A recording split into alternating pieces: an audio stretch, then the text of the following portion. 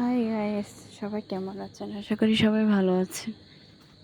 চলে আসলাম অনেক দিন পর, প্রায় 2 দিন পর একটা ভিডিও নিয়ে। এখন প্রায় ভিডিও করে কি করব, সবাই সাপোর্ট করলে তো ভিডিও করা যায়, আর সবাই পাশে থাকলে, ভালোবাসা দিলে তাহলে ভিডিও করতেও ভালো লাগে। যাই হোক, সবাই কেমন আছেন? চলে গেলাম হাটে। আজকে বড় একটা গরু আনতে, প্রায় আমার সমান গরু আনতে। হাটে যাই না অনেক বছর হবে। আমার নানা মারা যাওয়ার পর থেকে আমার লাইফে আমার নানা একটা আমার বন্ধু ছিল, আল্লাহ তালা তাকে নিয়ে গেছে। আমার লাইফ থেকে সবই কেড়ে নিচ্ছে। তো জানি না কিসের জন্য আমাকেই নেয়নি। হয়তো আল্লাহ নাকি মানুষকে বলে যে যাকে ভালোবাসে তাকে নিয়ে, যে প্রিয় মানুষগুলো হাত ছেড়ে দিয়েছে, তারা দেখেও দেখে না। যাই হোক, আজকে গরু কিনতে গেলাম হাটে, তো ভাবলাম দেখার জন্য। তো আমি ভাবলাম যে আমি হাটে একা মনে মেয়ে মানুষ, বা আমার সাথে অনেক মানুষ আছে বা আশেপাশে যারা আছে, কিন্তু এখন না দেখি, ভিতরে গিয়ে দেখি লাস্টে পড়েছে অনেক মানুষ দাঁড়িয়ে আছে। কিসের জন্য? চলেন দেখি আসি।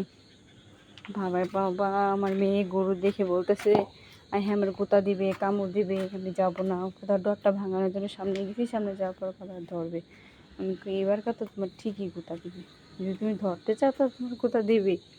ও গরু দেখে যে কি মজা পাইছিল বলার বাইরে। সবাই এখানে গরু কিনতে না, মানে হচ্ছে দেখার জন্য যে এখানে গরু পছন্দ হবে কিনা। আমাদের এলাকায় অনেক হাট বসেছে, একটা দুটো অনেকগুলো। আর একটা নিয়ম কি দেখলে শিক্ষা হয়।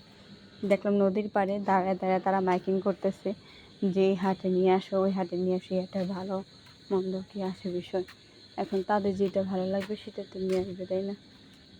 একটুকু একটুকু বাচ্চারা কি সুন্দর বলতেছে। যাই হোক, এই ছাগলটা বিক্রি করবে। সাজানো গোছানো, মালিকে খাবার দিচ্ছিল। তো ওদের ওদের বাসায় তো আবার ছাগল পালানো হয়, অনেক ছাগল দিকে ভয় পায় না, কিন্তু ওর শিং দিকে ভয় পাচ্ছে। ওর ভয়টা ভাঙানোর জন্য সামনে নিয়ে আদর করাইল।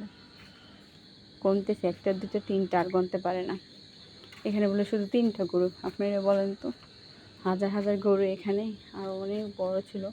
ভিতরে একটু চলেছিলাম যে গরু শিং দিয়ে ওলট পালট করে, তার জন্য ভয় আর যাই না। আর আমার পাশে যারা ছিল তারা অন্যদিক দেখতেছি, যাদের সাথে আর কি আসছি। যাই হোক, অনেক দুষ্টামি করলাম, মিথ্যা কথা একটা বলেছি। গরু আরেকজনে কিনবে, তো সে আমাকে নিয়ে আসছে, আজকে দেখতে আসছে, যদি পছন্দ হয় এখান থেকে নিয়ে যাবে। তো সে আমাকে অনেক কী করে রিকোয়েস্ট করে নিয়ে আসছে। তো এই যে সুন্দর একটা ব্রিজ দেখলেন না, আবহাওয়াটা খুব ভালো লাগলো। মনে চাইছিল ব্রিজে লাফ দিয়ে উঠে। এই একবার কত আসছি, কিন্তু এখন আসতে ভয় করে। যে অবস্থা, এই নদী 2 দিন যেন 3 দিন যেন খালি ডুবতেছে, মানুষ মরতেছে।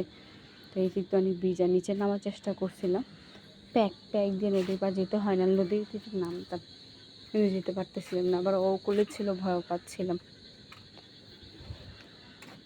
ও আমার আঙ্গুল দিয়ে দেখাচ্ছে ওই নদীর ওপারে গরুর হাট বসেছে, ওখানে যাবে। ওখানে যাওয়া কি সম্ভব? নদী পরে নিয়ে পার হইতে আমারই ভয় লাগে। আমি যে মানুষ কোনো জিনিস ভয় পাই না, কারণ কিসের জন্য? বাচ্চা পোলাপান। ওই দিনকে একটা ছেলে কলেজে যাচ্ছিল, নদী পার হয়ে 2 ট্রলারের মাঝখানে পড়ে, উঠতে গিয়ে পা পিছনে পড়ে একদম সাথে সাথে দম যায়। আরেকজন পরে 2 দিন পরে লাশ ওঠানো হয়েছে। প্রতি বছরই এই নদীটা জানি না এমন কেন। হয়তো সব জায়গায় একটা নিয়মকানুন আছে, নদীরও নিয়মকানুন আছে, কিন্তু এভাবে দুর্ঘটনা ঘটলে খুব খারাপই লাগে। তো দিনটা যেমন তেমন, ঘরে থাকলে, বাইরে হলে একটু ভালোই লাগে। তো এখানে ভিতরে গিয়েছিলাম ওই নিয়ে, তো সবই ভালো লাগে। কিন্তু লাস্টের পর্যায়ে বাসায় যখন আসলাম, একটা জিনিস খুবই খারাপ লাগলো। বাসায় যখন আসলাম, সন্ধ্যা থেকে একটা ঘটনা ঘটে। আসলে ভালো হোক মন্দ হোক, ভাই তো ভাই, রক্তের সম্পর্ক কেউ ত্যায্য করতে পারে না। কথাটা আপনাদের থেকে শেয়ার করি। আসলে দুনিয়া যার ক্ষমতা আছে, টাকা পয়সা আছে, সে ভালোভাবে বাঁচতে পারে। আর যে সৎ পথে চলে আল্লাহ থেকে, সে ভালো ধৈর্য ধরে থাকতে পারলে। আর যে না থাকতে পারে, তাই না, সমতা ধরে মানুষকে কত কিছু করে। সারাদিন ভালো হাসি খুশি, বাসায় আসার সাথে সাথে আধা ঘন্টা পর একটা দুর্ঘটনা পাই। তো এই গিফটটা আমি এর আগে বলিনি কার জন্য, কালকে দেখতে পারবে, নিয়ে আসছিলাম। সবশেষে দুর্ঘটনাটা শুনে খুব খারাপ লাগলো। আজকে আমাদের এখানে যতগুলো আমার ভাই